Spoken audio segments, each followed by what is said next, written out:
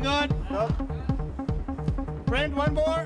Academy Award-nominated producer, director, writer, Guillermo del Toro is usually surrounded by unusual creatures. I think the most tenacious of the monsters are the littlest ones, the tooth fairies, and they're really cute. They're really, really cute. I mean, Guillermo really outdid himself on the cuteness scale, but they're nasty little things. For an action film, there's more character in it.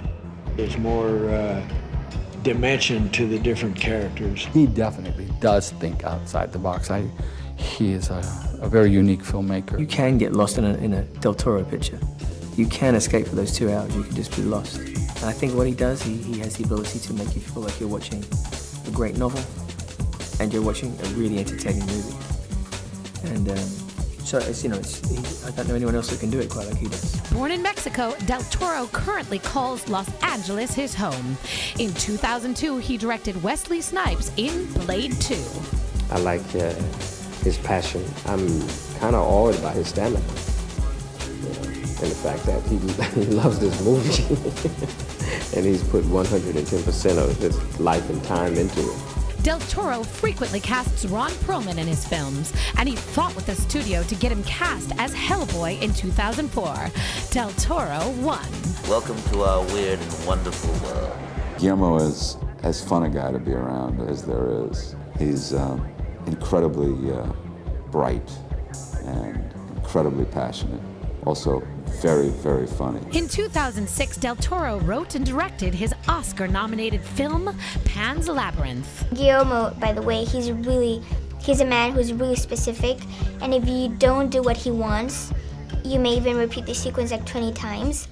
And that's one of the good things that one of the good aspects he has, that sometimes you think to yourself, well, just because I didn't do the step to the left, but then when you see it on the screen, you think, if it wasn't thanks to Guillermo's tips, it wouldn't have come out that good. After adapting Hellboy from the graphic novel and creating Pan's Labyrinth from his mind, it should be no surprise that Del Toro is a huge comic book fan. He happens to be, among other things, one of the foremost comic book collectors. And I'm talking about the really esoteric world of comic book collecting, of editions that no one else has, first editions of original sketches of things. He has steeped himself in this world for pretty much his whole life. But aside from the nightmares he's generated, Del Toro's biggest legacy will likely be the admiration he's collected from the actors he's directed. You just know that every single aspect of what's going into making this film is filtering through the smartest guy on the whole scene. So it's very easy to surrender to this guy and just go, show me a great one, show me the way.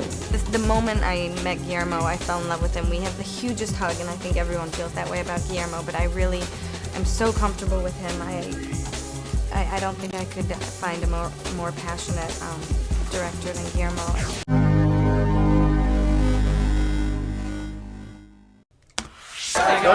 Silver screen comedies draw moviegoers, and they usually aren't as expensive to make as action adventures. In short, they get the biggest bang for the buck. But comic actors have had a hard time getting their devoted fans to allow them to try something new, like drama. Oscar